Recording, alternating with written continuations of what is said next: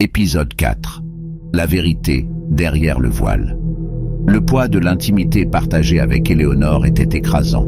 Son regard rempli de tristesse, ses mots non prononcés, son histoire complexe.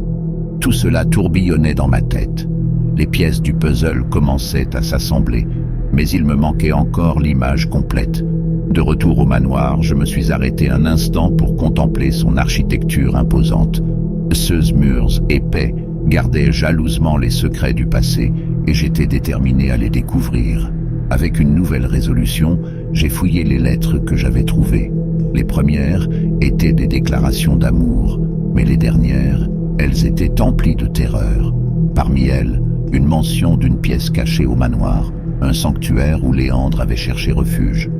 La bibliothèque semblait le lieu le plus probable pour cacher une entrée secrète. Mes yeux ont rapidement été attirés par un livre au dos plus usé que les autres. Le retirant de l'étagère, j'ai trouvé un levier caché qui, une fois actionné, a révélé une porte ancienne couverte de symboles ésotériques. La pièce à l'intérieur était froide, avec une atmosphère qui faisait frissonner la peau. Une table en son centre portait un grimoire orné d'un pentagramme. Mes mains tremblaient légèrement en ouvrant le livre.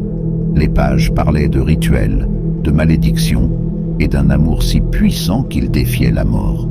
Léandre, dans sa douleur, avait essayé de ramener Éléonore à la vie en utilisant ces rituels. Mais ce qui m'a le plus choqué fut une page avec une illustration du manoir, montrant une série de miroirs reliés par des lignes. Le texte expliquait qu'ils étaient des portails, reliant différents points dans le temps et l'espace. Les miroirs étaient la clé pour rompre la malédiction. J'ai compris alors que les apparitions d'Éléonore n'étaient pas seulement des fantômes, mais des fragments d'elle-même pris au piège dans ces miroirs. Éléonore est apparue à nouveau dans le miroir de la pièce, ses yeux suppliants. « Libère-moi », semblait-elle dire. Le temps pressait. Si je voulais l'aider, je devais agir vite.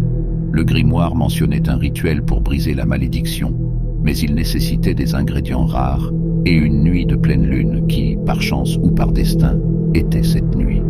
Je me suis précipité hors de la pièce, déterminé à rassembler tout ce dont j'avais besoin. La nuit tombait, et le manoir prenait une allure encore plus sinistre à la lueur de la lune. Mais je ne pouvais pas me permettre d'avoir peur. Éléonore avait besoin de moi, et je ne la laisserais pas tomber.